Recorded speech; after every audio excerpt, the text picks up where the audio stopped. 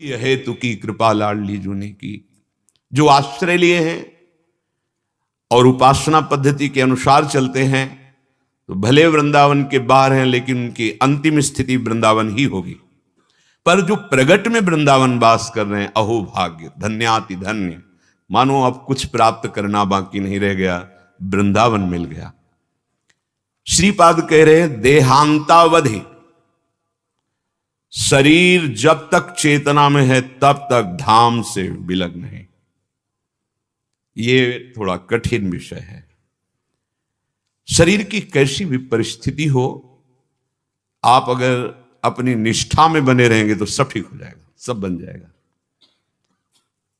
प्रत्यक्ष में देखा है कई उपासकों के जीवन में कि अब उनको जाना ही पड़ेगा, कोई दूसरा उपाय नहीं। हमने भी प्रार्थना कर दी, कोई बात नहीं, आप चले जाइए, पर उनकी निष्ठा, उन्होंने कहा महाराज जी नहीं, अब हम मृत्यु का वरण करके रह रहे हैं, अब हम नहीं जा सकते। नहीं, वो स्थान सड़ रहा है और वो केवल वहीं जहां ऑपरेशन हुआ है वहीं ठीक हो, नहीं, अब हमें मरना है, पर हम धाम नहीं छोड़ेंगे। सच्ची कह रहे हैं। अपने आप जो मवाद बना हुआ सूख गया, अपने आप ठीक हो गया। वो अपनी मृत्यु समय आने पर गए, वो कारण नहीं बना।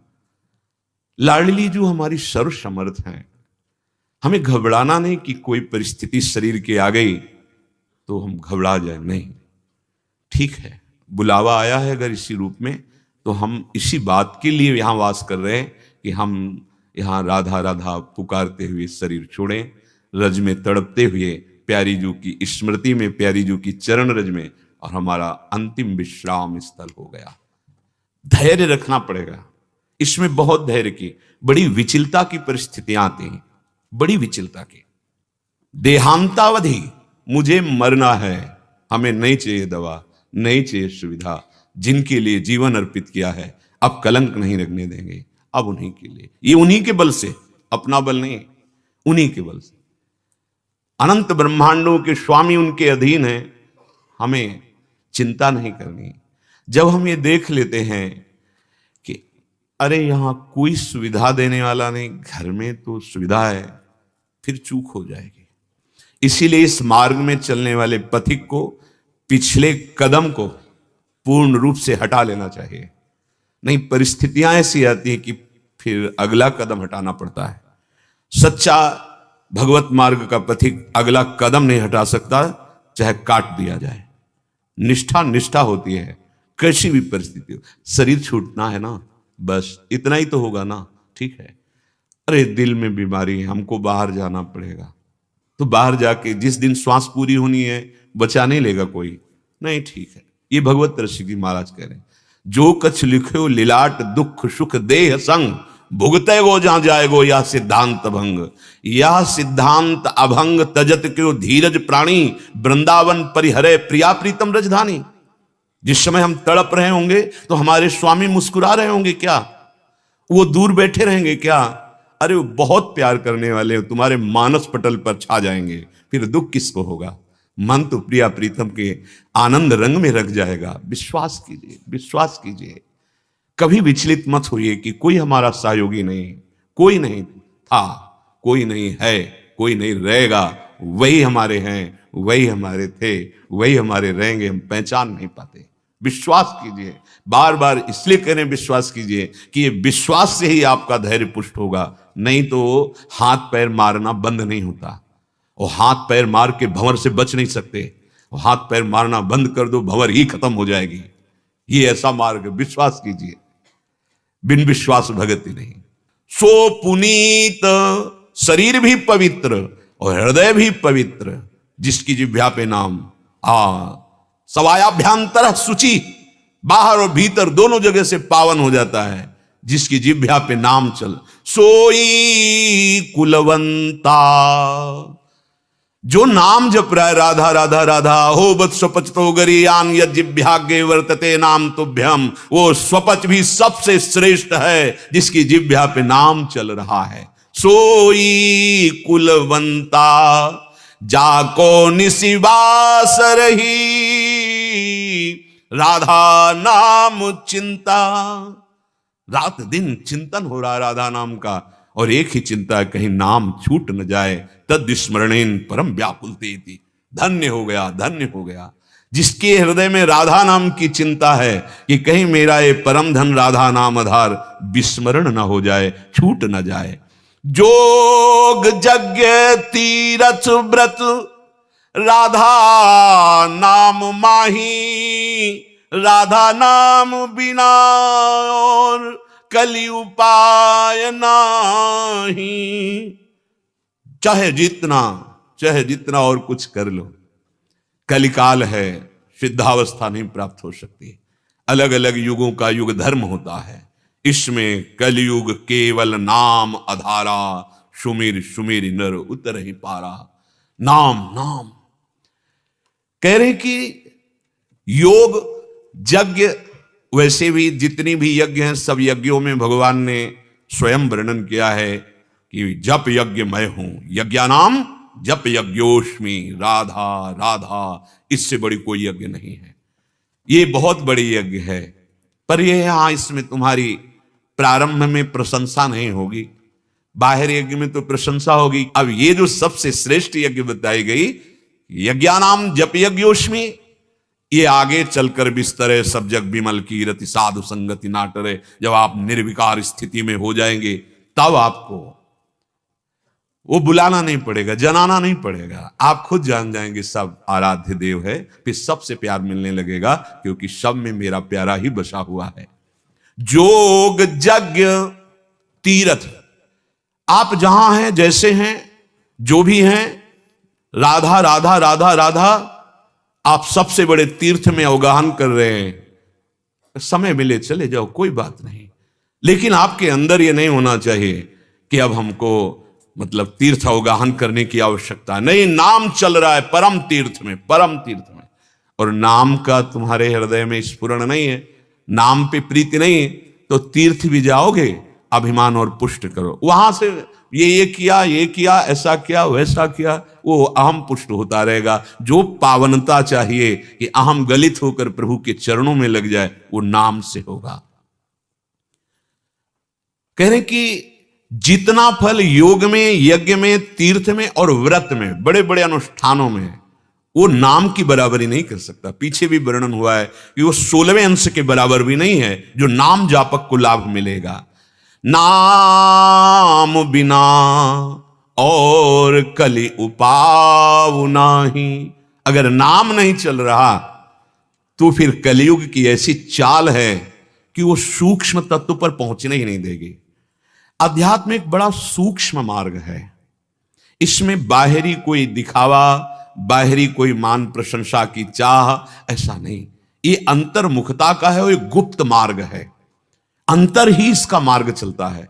उसको बहुत छिपाया जाता है, अंतर की वृत्ति को, जिससे हम उस परम तत्व में स्थित हो जाए या उससे हमें प्रेम हो जाए। वो अध्यात्म एक बड़ा गुप्त मार्ग है, जो हम बाहरी वो अध्यात्म की तरफ ले जाने वाला नहीं बनता। उसका आंतरिक उद्देश्य बाह्य होता है, नहीं तो छिपाना ही छिपाना होता है, छिपाना ही छिपाना। बहुत बड़े महापुरुषों के सानिध्य मिले हैं, गंगा जी के भी किनारे पावन धाम में भी छिपाना ही छिपाना होता है। अगर गुरु कृपा है तो दृष्टि से पहचान लो कि किस कोटि के महापुरुषों को कृपा करके समझावे, नहीं उनके बाह्य लीला से तो समझ ही नहीं सकते हैं। बोले जो स्थिति है वह नाम प्रदान करता है, राधा नाम बिना और कलि उपाव नाही, सबको सार राधा कबहू नहीं बिसरिए। सबको सार, सार के सार कृष्णचंद्र जी, कृष्ण नाम, वही राम, वही वामन, वही नृसिंह, सब रूप उन्हीं के नाम वो स्वयं जप रहे हैं।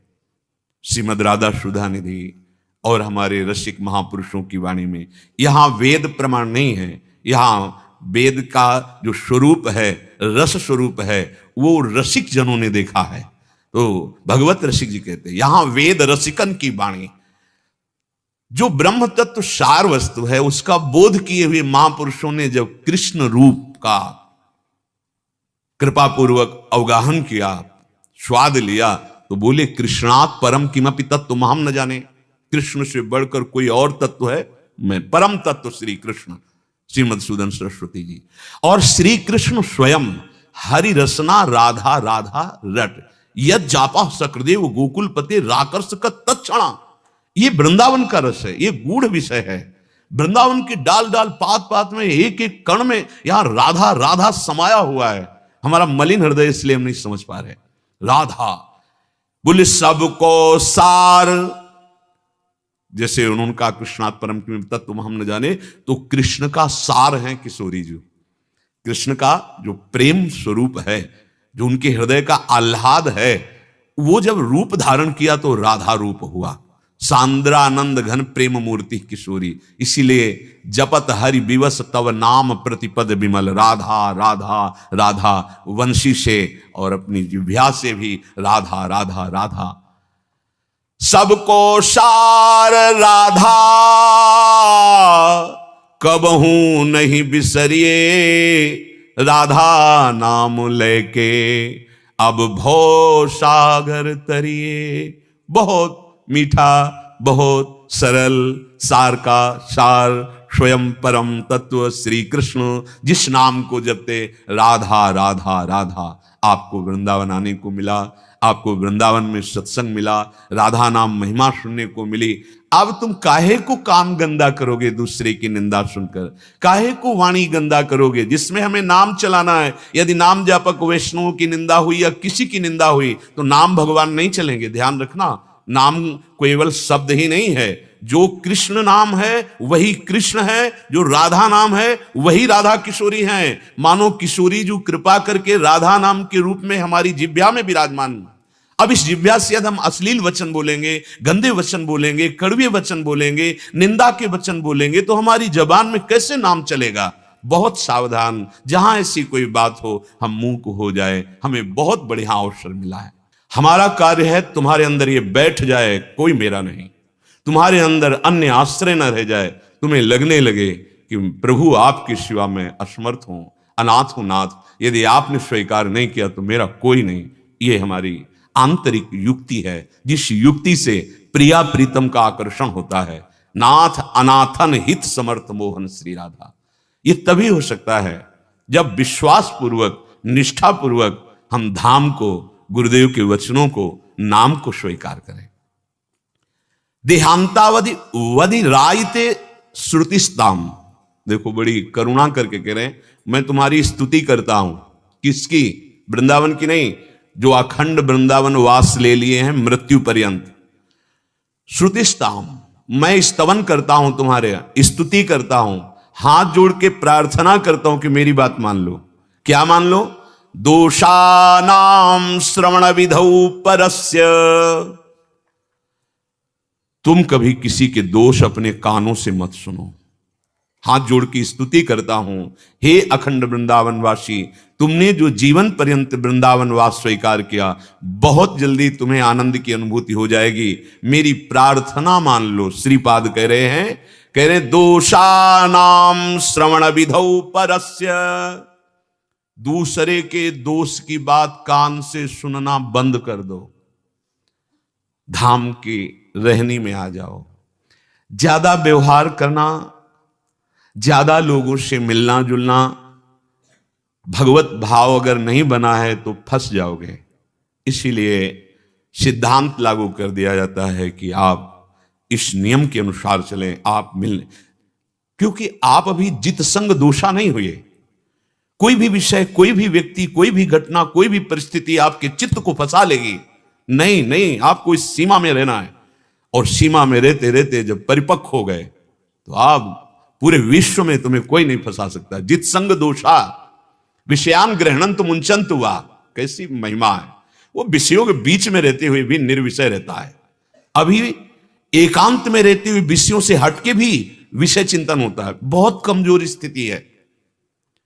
पर निंदा के केते आवत नहीं कछु हाथ, मूर्ख पर्वत पाप को ले चल अपने साथ। जो कथन करते हैं और श्रवण करते हैं दूसरे के दोषों का, दोनों एक ही अपराध माना जाता है। जैसे लीला गायन और श्रवण दोनों का एक ही फल है, एक ही फल है। गावत श्रवणन सुनत सुखाकर विश्व दुरित दवनी। प्रियालाल की लीला का गायन करना और लीला श्रवण करना दोनों बराबर फल प्रदान करते हैं। ऐसे ही पर निंदा करना और पर निंदा सुनना दोनों बराबर फल प्रदान करते हैं। क्या फल? पाप की गठरी। क्यों? आपका लक्ष्य वृंदावन वास करके प्रिया प्रीतम से मिलना है, तो क्यों किसी की निंदा सुनो? अगर कोई निंदा कर रहा है, राधा राधा राधा राधा, कान में अंगुली डाला, ऐसा आदेश है। संत शंभु श्रीपद अपवादा, कही सुनीत असमर्यादा, काटी जीभ तासु जो बसाई, श्रवण मूंद नत चले पर आई। भगवान की निंदा, भक्तों की निंदा, संतों की निंदा, भक्ति की निंदा आदि आदि जो कर रहे हैं, तो बोले मर्यादा है ऐसी, या तो उसकी जबान बंद करो और या कान में उंगली डालो, चल दो। भक्त का स्वभाव लड़ना झगड़ना नहीं है। हमें उसके प्रति कोई व्यवहार नहीं करना कटु ना प्रिय, हमें उदासीन हो जाना है। कान में उंगली डाले, राधा राधा राधा, चल दिए। बहुत जल्दी आपका भजन बढ़ने लगेगा। ये जो भजन विक्षिप्त होता है ना, तो आप निंदा नहीं करते पर सुन लेते हैं, ये बहुत बड़ी हानि हो जाती है। हम किसी की जब बड़ाई करेंगे तो सावधान रहें, देखना शब्द रपट जाएगा और किसी की निंदा कर बैठेगा। इसीलिए कहा गया, तात सुनो मायाकृत गुण और दोष अनेक, गुण या उभय न देखी, देखी सो अविवेक। हे तात, ये गुण और दोष मायाकृत है। सबसे बड़ा गुण विवेक ये है कि हम किसी के भी गुण दोष की चर्चा न करके भगवान की प्रियालाल की लीलाओं का गायन श्रवण करें, उनकी वार्ता करें। बोधयंता परस्परम, क्यों हम किसी व्यक्ति के गुण दोष का वर्णन करके अपराधी बने? हम अपने मन को मलिन करें, पाप बुद्धि बढ़ाएं।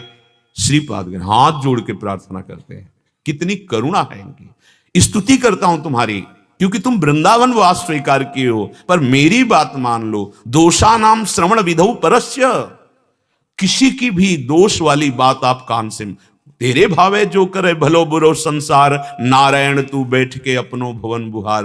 पहली बात तो सब भगवत स्वरूप है, मुझे अपने हृदय में ये प्राप्त करना है।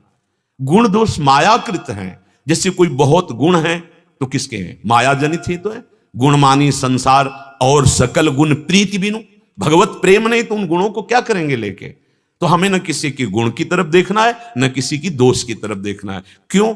गुण वर्णन करने में कोई दोष नहीं है, लेकिन जहां हम किसी एक के गुण वर्णन करेंगे तो जिह्वा फिसल कर उदाहरण में चली जाएगी और वो दोष वर्णन कर दे ही देगी दूसरे का। बस हम चूक कर बैठे और फिर आप देखना भजन में विक्षेप पड़ने लगेगा, आप समझ नहीं पाएंगे, अरुचि होने लगेगी। ज्यादा निंदा अपराध बन गया तो जहां से तुम्हारा काम बनना है वही दोष दर्शन गुरु पे होने लगेगा, गुरु की बातों में अश्रद्धा होने लगेगा और वो आपको दूर कर दे। और जहां दूर की बस पहुंच गए माया के पाली पे, अब वो रौंदेगी क्योंकि बचाने वाला कोई नहीं। माया का दलदल मोह कलिल ये ऐसा व्याप्त हो जाएगा, निकलना मुश्किल है। इसीलिए वो हाथ जोड़ के कह रहे हैं, सोचो इतने बड़े महापुरुष कि तुम्हें लाडली जी ने कृपा करके वृंदावन वास दिया। हे भाई, मैं तुम्हारी स्तुति करता हूं कि तुम्हारे बड़े भाग्य हो गए। अब तुम अपनी श्रवणेन्द्रिय को बचाओ दूसरों के दोष सुनने से। परस्य जिह्वा मूकास्ताम भणितिषु, जब दूसरे की निंदा करने की अंदर वेग आता है, अरे उसी समय तुम मूक हो जाओ, मौन धारण कर लो, मत बोलो। परस्य जिह्वा मूकास्ताम भणितिषु, जब तुम्हारी जिह्वा बोलने के लिए तैयार हो, दूसरे की निंदा करने के लिए, मौन धारण, दांत से दांत दबाकर जवान को अंदर नहीं, वेग को सह जाओ, नहीं तो ये बुद्धि को भ्रष्ट कर देगा। भक्त निंदा अति बुरी भूल करे, जिनको के सुकृत बहुजन्म के क्षण में डाल। फिर बहिर्मुख होकर घूमता रहता है, अंतर्मुखता आ ही नहीं सकती। और फिर आप खुला निंदा वर्णन करो तो सोचो आपको कैसा परिणाम मिलेगा। भजन में ही नहीं रुचि। जैसे आंख में जरा सा भी कण बर्दाश्त नहीं होता, ऐसे पवित्र हृदय में थोड़ी सी चूक पहाड़ जैसी दिखाई देती। अरे गलती हो गई, गलती हो गई। कहां के मौसम कौन कुटिल खलकामी, कौन जिनके सामने प्रभु विराजमान है, दिव्य लीलाएं जिनके नेत्रों में चल रही, महासागर लीलाओं का जिन्होंने रचना किया, वो श्री सूरदास जी महाराज। और हम पहाड़ जैसे अपराध करके भी मुस्कुरा रहे हैं क्योंकि मलिन हृदय है, गलती नहीं होने पावे।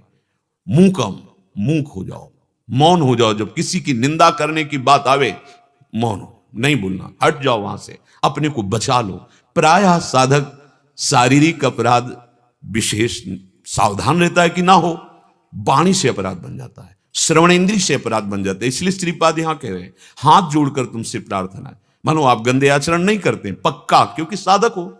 अब आप सुनने में चूक कर दिए, दूसरे की निंदा सुन रहे हैं, दूसरे की निंदा कर रहे हैं, तो कह रहे पर दोषों का ये जो ग्रहण करने की वृत्ति है, धीर ग्रहे जड़ास्तु, तुम्हारी बुद्धि जो जड़ता को प्राप्त हो गई है कि दूसरे के गुण दोष का वो दर्शन कर रही है, वर्णन करा रही है, श्रवण करा रही है, छोड़ दो। अगर ये छोड़ दिए तुम तो कह रहे श्री वृंदावन वसतिम, वृंदावन वास मात्र से तुम्हारे हृदय में प्रिया प्रीतम प्रकाशित हो जाएंगे। ये दिव्य धाम है। यहां किशोरी जी का नाम कण कण में छाया हुआ है। सच्ची मानिए, ये राधा नाम कैसे तुम्हें बताएं, जब तुम्हारी आसक्ति हो जाएगी इस नाम में तो तुम्हें सुनाई देगा, वायु चल रही तो उसमें राधा राधा, एक एक पत्ता, एक एक किसी भी दिशा में तो बस राधा ही राधा, राधा ही। ये धाम है, राधा धाम है ये।